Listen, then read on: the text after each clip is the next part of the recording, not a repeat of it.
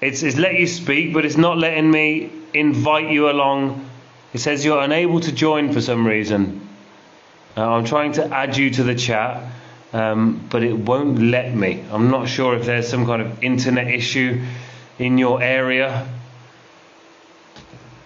Let's see again. It says I can invite all the other watchers except you. It doesn't have the little check mark next to your name. Is there a way you can ask to join the chat, perhaps? It might be due to the fact I sent you a request. I'm not exactly sure. Perhaps try exiting and coming back in again. Maybe then we'll be able to get you on the live. This is what I love about technology. Click request. Yeah, Finlay, if you could click request to join, that might help, because it will not allow me. I'd show you a screenshot if I could, but yeah, this is what I love about technology. It's going for the phone. Good idea. It's probably a computer thing saying no, you're not allowed on the computer. Instagram Live, no, you got to do that on your phone. I do love that with various apps and so on and so forth, where you have to do it through your phone. I do a Teachers Talk radio show, which as the presenter, there's a fellow radio presenter in this very chat right now. Inaya's right there.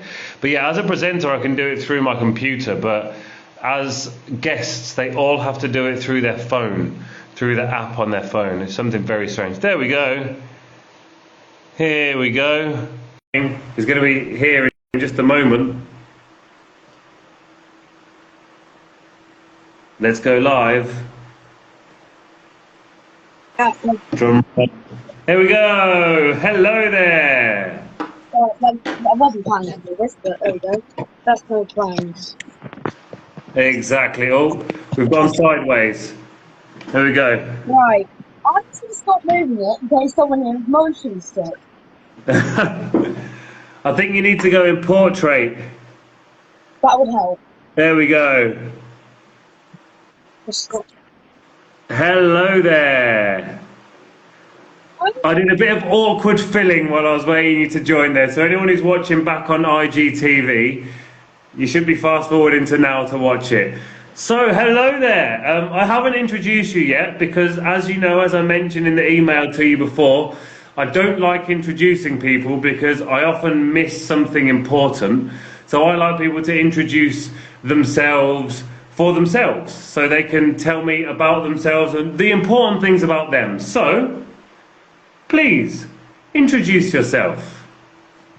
Hi everyone, I'm Finlay, I'm 14, and I'm a Sea Shepherd Conservation Society Brother Shark Ambassador. I was the first climate scientist in the UK and a plastic pollution campaigner as well. So I'm doing a bit of everything. There you go. As I say, yeah, I've interviewed people before, and I've been interviewed myself. And important things have been left out, I'll say, and I wouldn't want to leave anything important out. So I'm going to jump straight in with some questions, if that's okay with you. Again, thanks for joining. How did you get into environmentalism? Well, I live in Ulster, in the Northwest Highlands of Scotland, if you know what that is. It's pretty much, Donegal in the autumn and the Shetlands up there. It's Ulster's up there. So it's very far from there.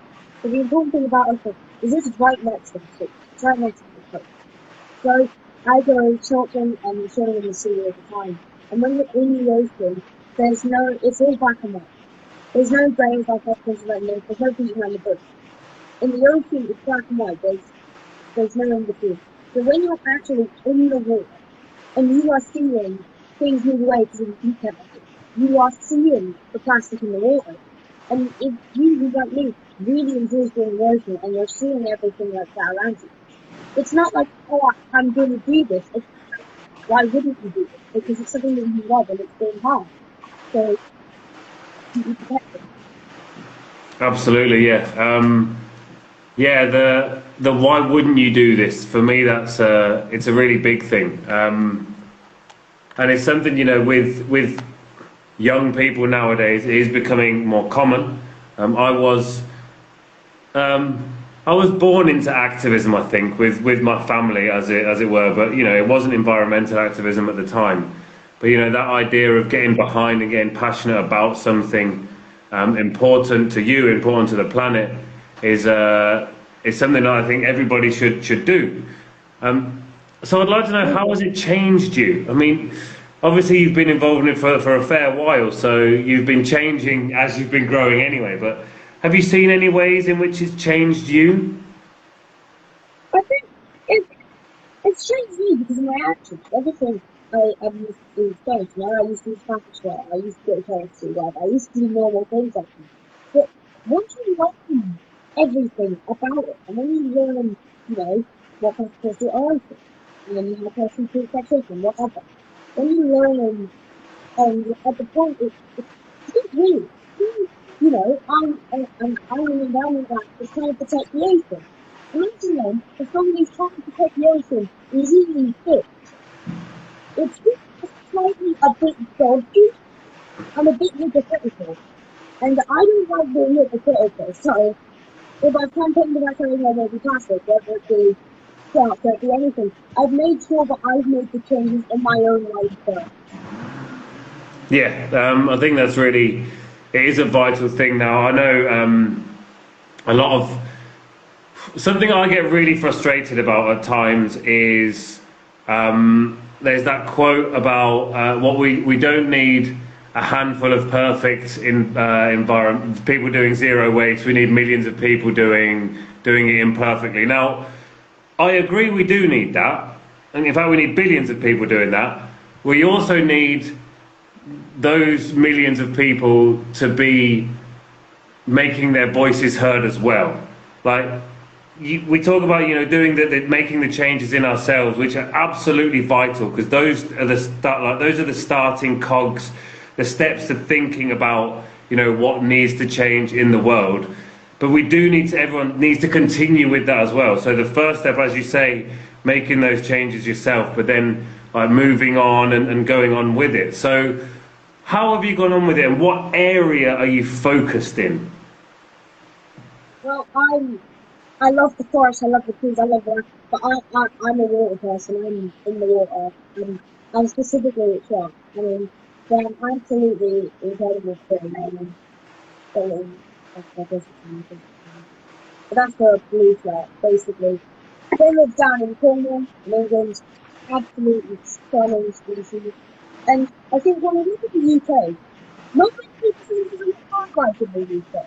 I mean, yes, I think there's wildlife, but they don't think there's anything flashy, like the lions or birds, anything like that. But we've got flashy things, we've got pearl dolphins. But my favourite example is the Activism. Now, there's actually 59 species of plants, with some staying in the UK all year round, some migrate around. So 59 species that come into these waters. That's very impressive. That's quite a lot. I did not know that. I've just learned something today. Like, straight up, that is a lot. I want you to tell me next time how many are near Spain. I think most people don't need to be horrified to there's 59 species of shark in the UK waters. But I think the other reason like that is no one else likes them. I mean, sharks have been portrayed as things that they're not for, I think it's like 15 years. Is it 50? Well, it feels like 50. I mean, the other day there was an article, I'm not going to go that much, but there was an article put up by the Daily Mirror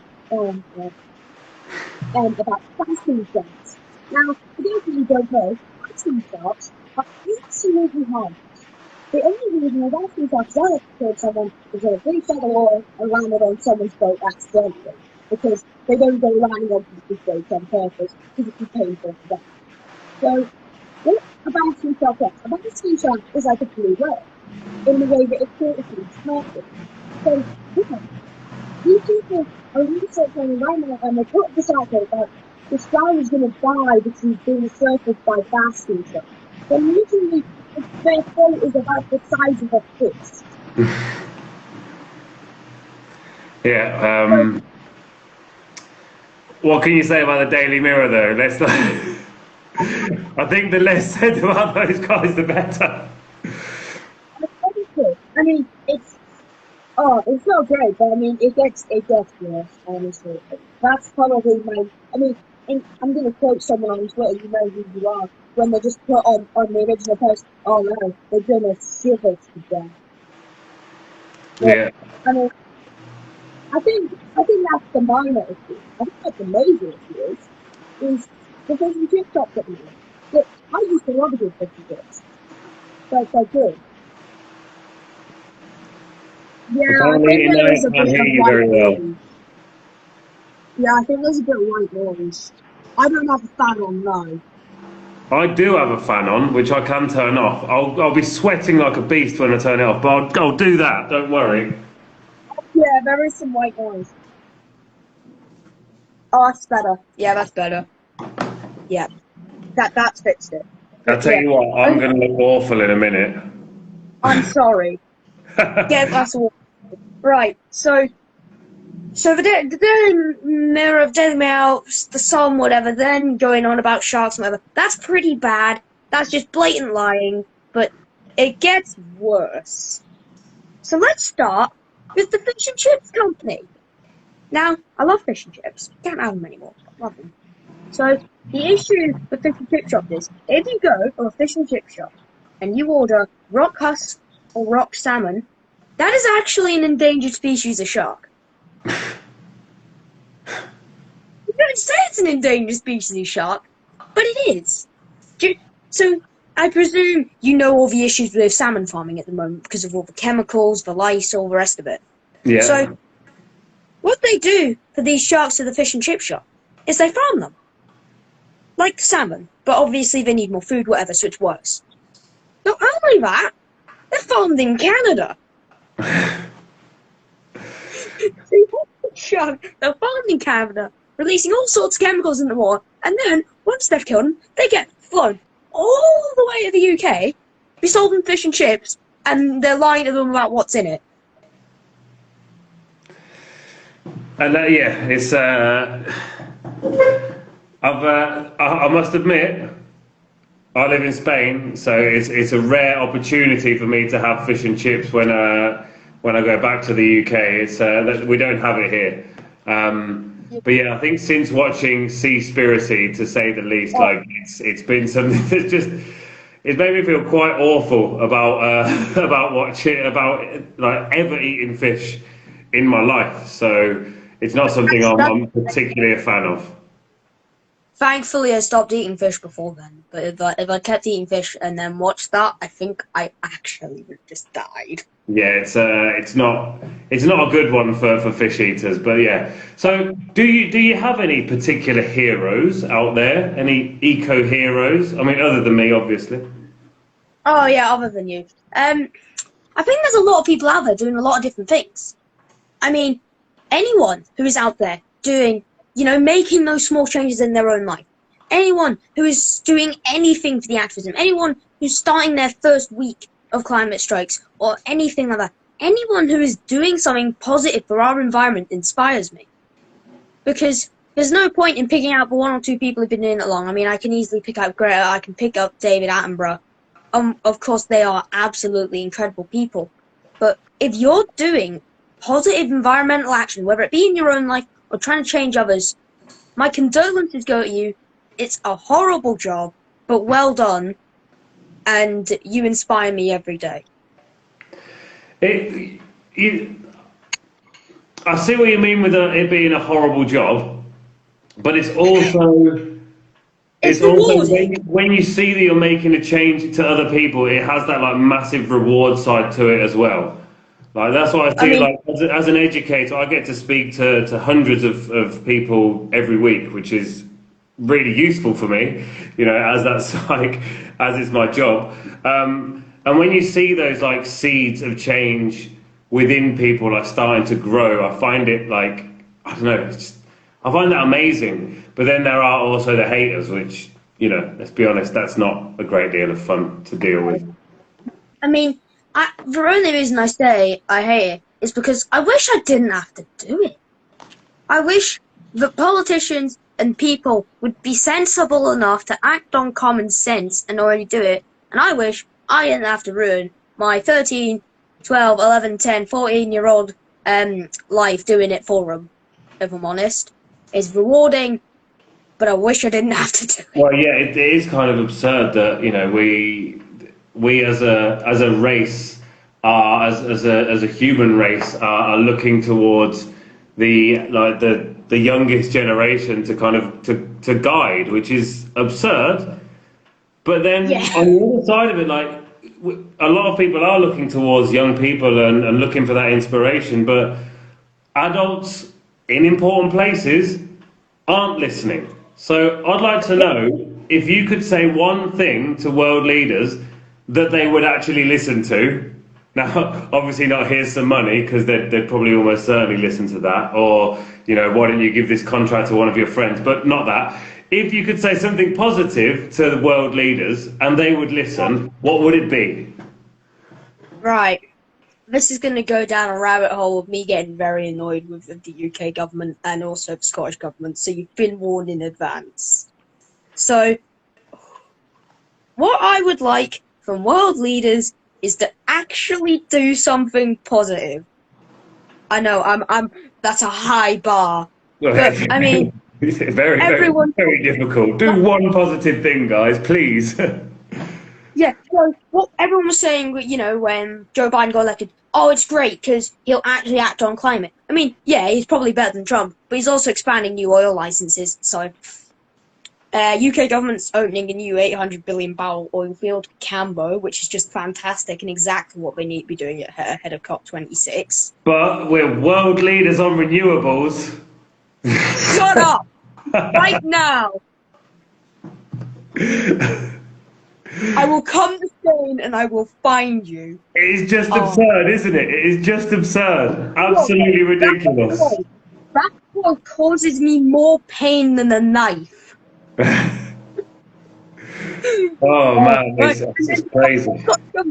I don't know if you heard about this, but Scottish government spending billions of pounds on restoring peat bogs. They're also going to spend billions of pounds on building a giant slab of concrete on top of them. Useful. For a spaceport. So you'd think, right? Because they burn peat for heat. So you think, under safety precautions, they'd think, maybe we shouldn't have something that explodes, put things on fire, flammable fuel. Maybe we shouldn't build that on a flammable surface. But no. Very, very interesting with those kind of ideas out there.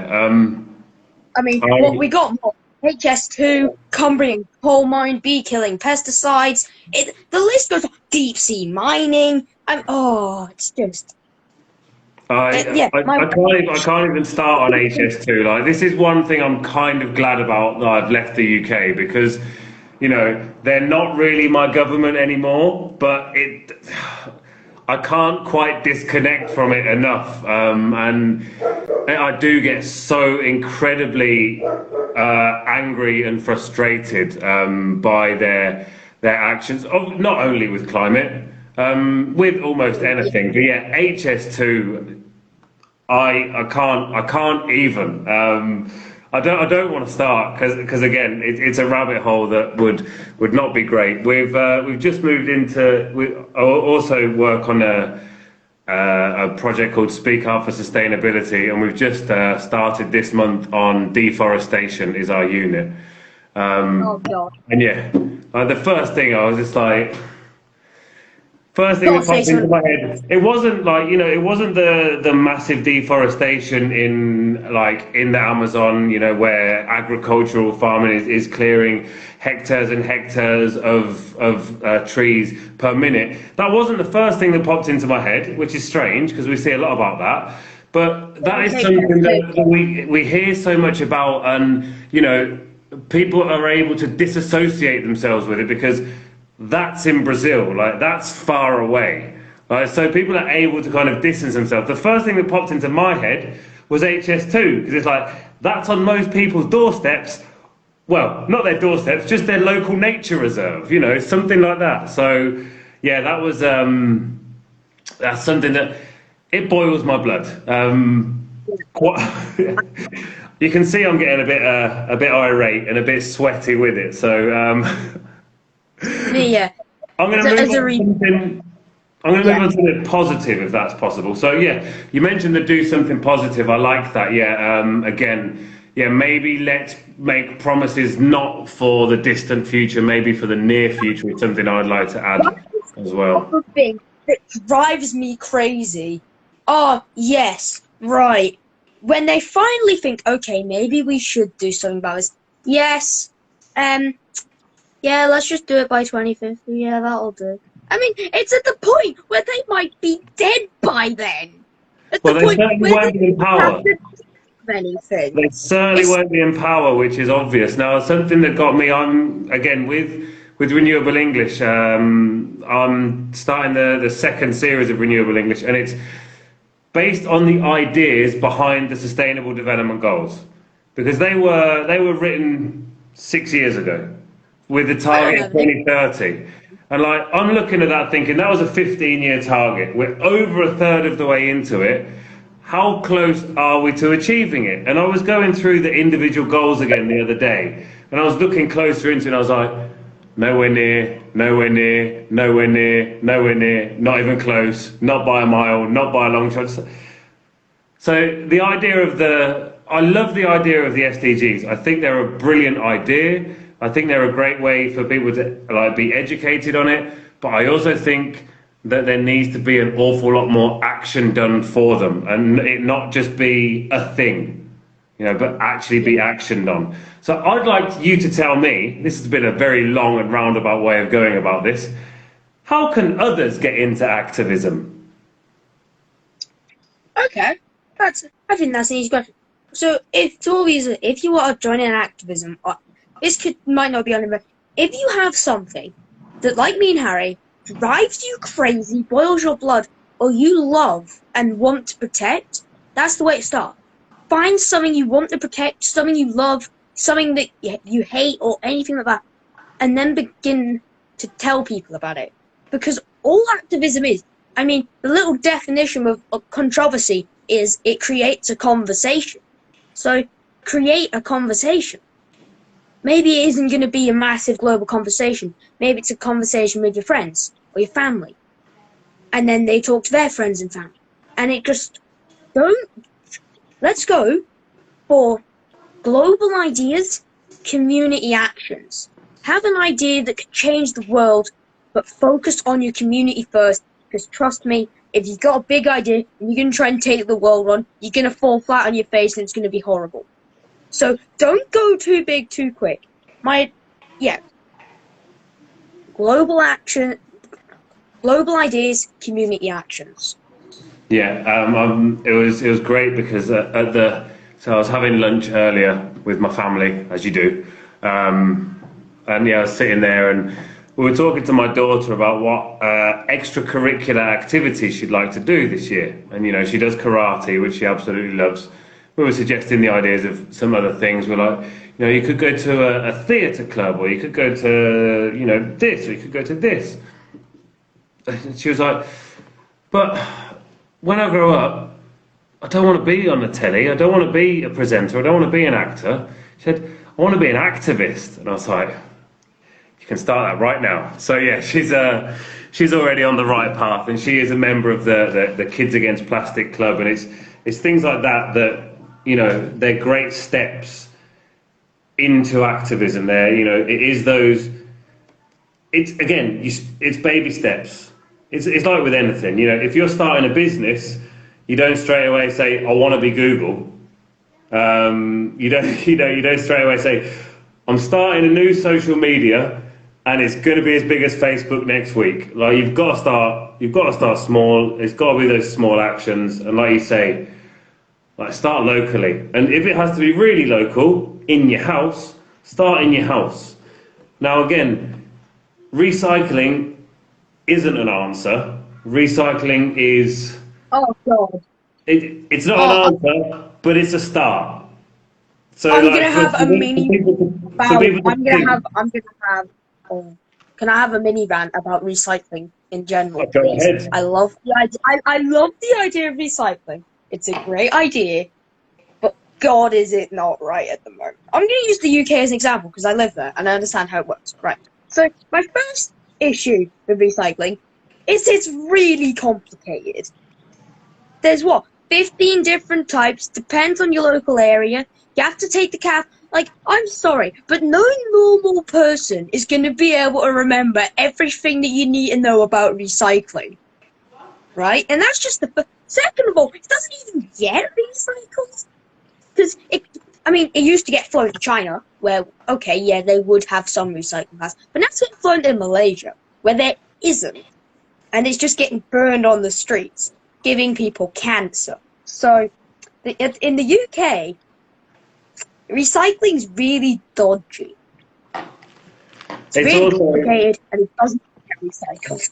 Now, for me, like, I like the idea of it, like, as a way to kind of start people's idea of getting into kind of environmentalism. But what I don't like is it as being an excuse for large companies, namely supermarkets, like you can see in the UK at the moment, who are now recycling soft plastics, or not actually recycling them, well, as Amy would say, downcycling them. But also, rather than doing that, how's about we stop telling people you can recycle these plastics and start telling people don't use them? Or guess what? These bananas don't need a plastic bag around them. They've got their own magical bag. It's called a skin. So this kind of idea, I do love the idea of recycling when it's done properly. And I'm talking about also, upcycling and those kind of things that you can do with your own stuff at home and reusing stuff as well. But yeah, it feels like it's become an excuse for people to do literally the least they can. For me, recycling is a bit like saying, I'm on a diet, but, I'm going to have a McDonald's, but I'm going to have a Diet Coke. I'm on a diet, so I'll have a Diet Coke. That, for me, is recycling. My favourite expression ever. I am using that expression to explain recycling. That is beautiful. It's yours. Yeah. Please, feel free. Take it. I'll spread the word. That's pretty good. But yeah. Recycling is a great idea. I love the concept of recycling. The concept is great. The reality isn't. The concept of communism is also very good. Yeah, well, you know what? You've got a point. If we had communism that was the concept of communism, I'm joining the USSR. But it wasn't. It had its flaws. Like recycling also has its flaws, obviously. Yeah. But that's brilliant. Well, recycling isn't brilliant. Having you on here today has been brilliant. It's been lively, I have to say. It's been really great meeting you. I have to admit, Finlay, it's been wonderful. I have followed you for a while, and I've seen you, I've seen your pictures. I've followed you on Insta and so on. And I've got to admit, your Friday climate strike photos, you pull a brilliant angry face. It is fantastic. Like, I've never seen anything like it. It's brilliant. It's like, oh, I love it. So to see you on here with a smile is lovely, but I love your climate strike pictures. They're my favourite climate strike pictures. For me, they are better than Greta. Like, your climate strike pictures are better than Greta, and that should be a hashtag. Oh, you know what? Funny thing is, though, a lot of people think my parents forced me to do it because I never smile. Me on the internet, I just don't like smiling. Like, I enjoy smiling when I'm talking, but if I'm taking, like, an important photo, I don't want to smile because I sometimes think my smile looks stupid. And then people are like, oh, he doesn't want to do it because he's not smiling. And I'm like, oh, God, not this again. But, yeah, I do. I'm good at the angry face. It's good. But, yeah, if you're striking for something that you dislike very much, you're not going to be there like, hey, let's remove plastic from bananas. So yeah, I appreciate that as well. This has been lovely, mate. I've had a great time. I'd love to have you back on Renewable English again in the future, and we can talk some more. I'm going to let you go now. I'm going to go and throw buckets of water on myself. I'm going to go and drag my sweaty body past my family so they can all tell me how bad I smell. And I'm going to enjoy the last throes of this incredibly warm, incredibly cloudy, horrible day. So thank you so much for joining us. It's been a pleasure. Yeah, it's been a pleasure. Thanks for having me. And I would absolutely love to do this again. It's been a blast.